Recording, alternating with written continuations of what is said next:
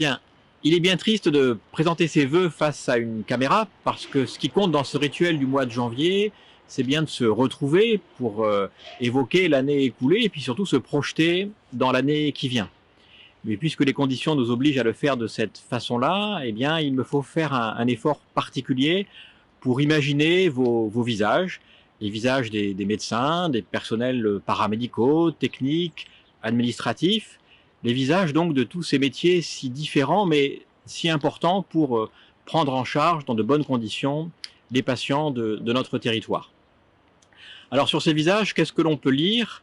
Bien, on peut y lire des traces de fatigue, de lassitude, de découragement même parfois, mais je crois que derrière ces marques plutôt négatives, on peut y lire aussi de la fierté. Fierté d'avoir su faire face à ces crises successives, fierté d'avoir relevé le défi de la vaccination, et puis fierté d'avoir su dépasser nos différends pour justement faire face à cette crise. Alors cette crise, bien chacun le sait, elle n'est pas terminée, et les variants succèdent aux autres variants, et on égrène ainsi les lettres de l'alphabet grec. Et bien plutôt que de nous désespérer collectivement, je vous propose de conserver ces lettres pour ce qu'elles sont, c'est-à-dire des outils pour composer des mots et écrire ensemble notre histoire à venir. Et dans notre histoire à venir, il y a de beaux projets en perspective. Il y a l'extension du bloc opératoire, la refondation des urgences, de la réanimation avec une hélice-station. Il y a la rénovation des bâtiments de Garderosse qui sont tout à fait nécessaires. Et puis bien d'autres projets encore. Alors bien sûr, pour mener à bien ces projets très structurants et très importants, nous allons avoir besoin du soutien de l'ARS. Nous ne pourrons pas y arriver seuls. Et ce qui est entre nos mains, c'est notre savoir-faire, c'est notre expérience pour construire des projets, c'est notre capacité à nous rassembler pour les défendre et puis ensuite les mener à bien. Et puis, j'ose le dire, et je crois que c'est important pour mener à bien tous ces projets, c'est la bienveillance que nous aurons les uns pour les autres, pour ne pas ajouter de difficultés internes aux problèmes qui nous viennent de l'extérieur.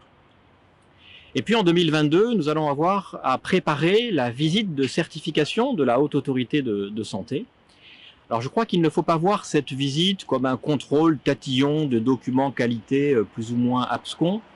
Il faut vraiment voir cette visite comme une occasion de réfléchir au circuit des patients, de retrouver du sens dans ce que nous faisons pour améliorer encore la sécurité et la qualité des soins. Voilà, donc l'année 2022, nous le savons, donc ne marquera pas la fin de cette pandémie. Je crois que la gestion de cette crise ne doit pas être l'alpha et l'oméga de notre activité. Nous avons, comme je l'ai dit, de beaux projets à mener. Et puis, encore une fois, nous pouvons être fiers de ce qui est réalisé au quotidien pour les patients que nous accueillons dans cet hôpital. Alors, dans cet esprit, je vous souhaite à chacune et à chacun une très bonne année 2022. 2021 a été une année riche en réalisation, malgré le contexte sanitaire, malgré les difficultés budgétaires. Illustrons à travers 5 exemples ce propos volontariste sur 2021. D'abord, une première illustration avec le dynamisme et l'évocation de nombreux projets d'investissement. Sur le site Robert Boulin, nous sommes heureux d'accueillir le tout nouveau service d'accueil et de soins en psychiatrie, le SASP, qui prend le relais de la clinique intersectorielle, la CLIS, qui jusque-là était installée à Garderosse. Pour réaménager pendant 11 mois le rez-de-chaussée de l'aile Robert Boulin et le pavillon 11 qui accueille le SASP, l'hôpital de Libourne a investi seul en fonds propres près de 1 600 000 €. La prochaine étape sera le regroupement des locaux de Cap-Lib sur le site Robert Boulin. Sur le site de Garderosse, nous avons aménagé de nouveaux locaux pour la stimulation cognitive. Sur le site de Blaye, nous avons installé en 2021 un mammographe par tomosynthèse. Il offre dorénavant aux femmes de Haute-Gironde des images d'une extrême qualité, à l'image de ce qui est proposé pour les patientes du Libournais.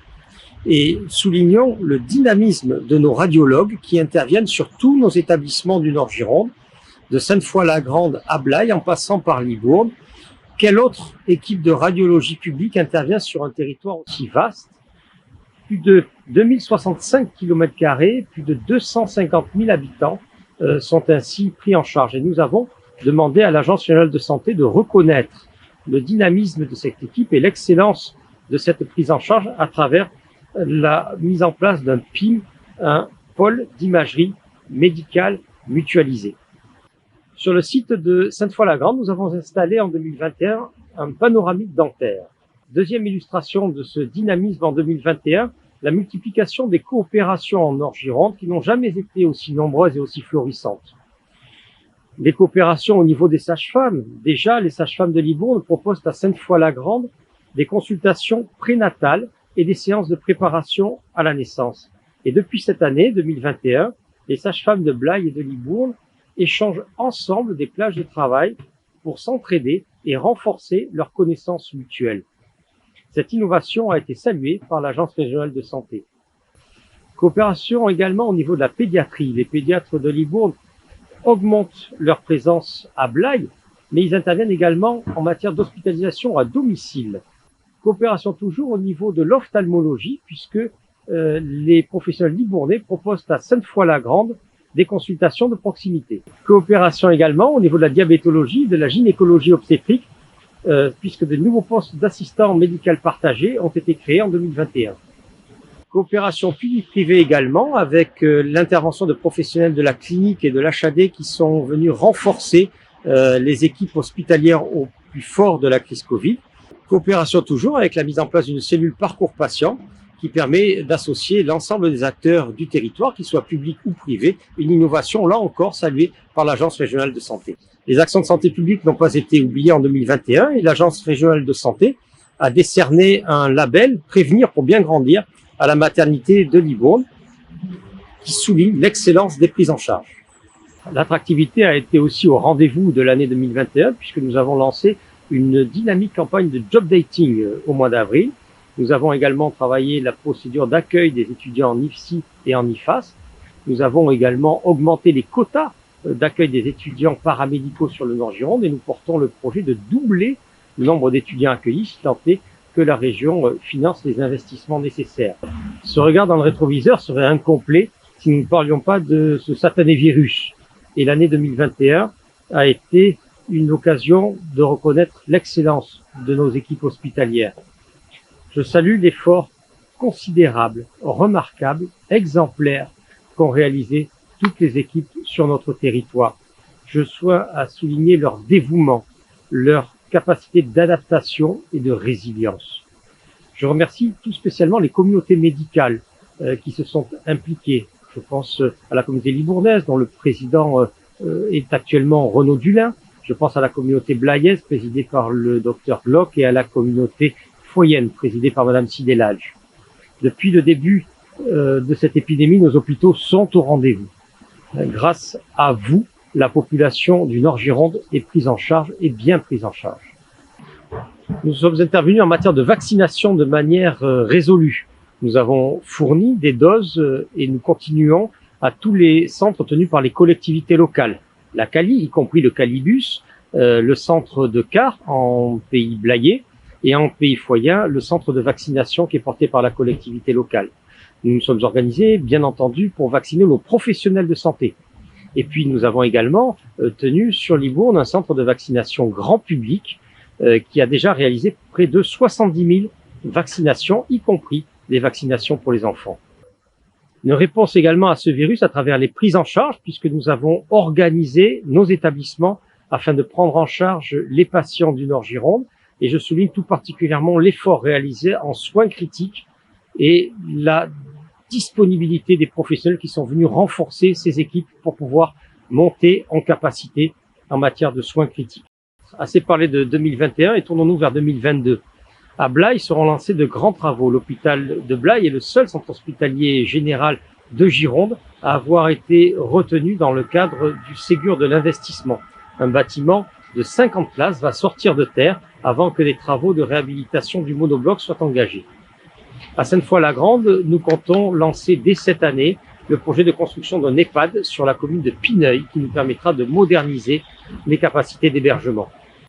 Et en 2022, nous dirons au revoir aux ailes sud et ouest et qui laisseront l'espace à un foncier disponible pour l'agrandissement futur de notre hôpital. Tandis que dans l'aile Robert Boulin, nous livrerons au premier étage le doublement des capacités de chirurgie ambulatoire. Et au troisième étage de l'aile Robert Boulin, nous installerons le pôle d'évaluation gérontologique. Vous voyez, je vous le disais, malgré ces 3 années de crise Covid, notre combativité est intacte.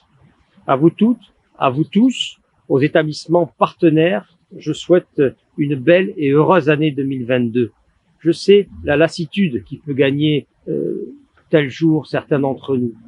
Je sais le sentiment de jour sans fin que nous vivons depuis le début de cette crise Covid. Mais soyez assurés que ce qui ne nous abat pas nous rend plus forts. Et au cours de ces années, nous avons montré notre solidarité, nous avons renforcé notre combativité et nous avons augmenté notre volontarisme pour faire en sorte que le Nord-Gironde soit toujours plus à la pointe dans la prise en charge des patients. Alors, à chacun d'entre vous, je souhaite une très belle et très heureuse année 2022. Chers hospitaliers, pour la 2e année consécutive, la cérémonie des vœux ne se fera pas en présentiel. Ce moment de convivialité, de contact, de rencontre, ne peut pas se faire puisqu'il nous est interdit par, évidemment, la 5e vague du Covid-19. Cette 5e vague perturbe bien évidemment le fonctionnement de notre hôpital, perturbation dont vous avez l'habitude puisque ce n'est pas la première fois. Je ne les énumérerai pas puisque je pense que vous les connaissez et vous les subissez.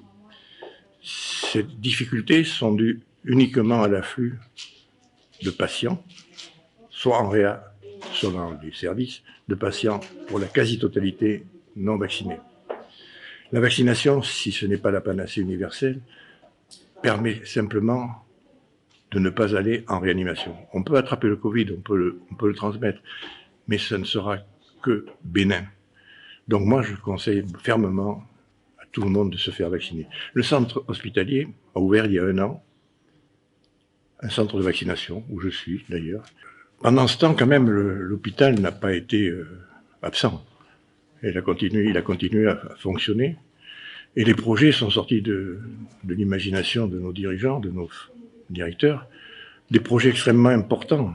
Je pense en particulier à ce qu'on appelle l'humanisation et la réfection de l'hôpital Garde-Rose, qui me semble une des priorités essentielles pour notre hôpital. La construction d'un nouveau centre, d'un nouveau service des urgences, qui est nécessaire, puisque le nôtre est quand même moins fonctionnel, et vu l'afflux des patients, il est trop petit. La création, ce qui est très important pour la taille de notre hôpital, d'un service de soins palliatifs. Et puis le 4e projet, qui était dans nos cartons, c'est la création d'un campus universitaire pour les soignants, que ce soit les infirmiers ou aides-soignants. Tous ces projets, pour l'instant, sont, comme l'on dit, en stand-by. On ne voit rien arriver. Le seul projet qui est extrêmement important pour la région, pour le Nord-Gironde, pour la rive droite, est la construction du centre de scintigraphie, qui sera opérationnel en début 2023. Ça donne de l'espoir pour notre hôpital. Je ne serai pas plus long parce que je ne suis pas très fan du distanciel, comme l'on dit actuellement, puisque ce sont des nouveaux mots. Moi, je voudrais que 2022 soit une année d'espoir. D'abord, l'espoir, évidemment, pour tous, c'est que la pandémie s'arrête. Si cette pandémie s'arrête, ça nous permettra de vivre enfin sans crainte et sans contrainte. Cette pandémie aura aussi permis un espoir, l'espoir que enfin les hôpitaux et les services publics deviennent de véritables hôpitaux, c'est-à-dire soient là pour soigner des malades et non pas une entreprise comptable. Et le dernier espoir, c'est que vous passiez tous une excellente année, heureuse, joyeuse, belle. Voilà, c'est tout ce que je voulais vous souhaiter et surtout vous remercier pour votre engagement vis-à-vis de notre établissement. Bonne année à tous.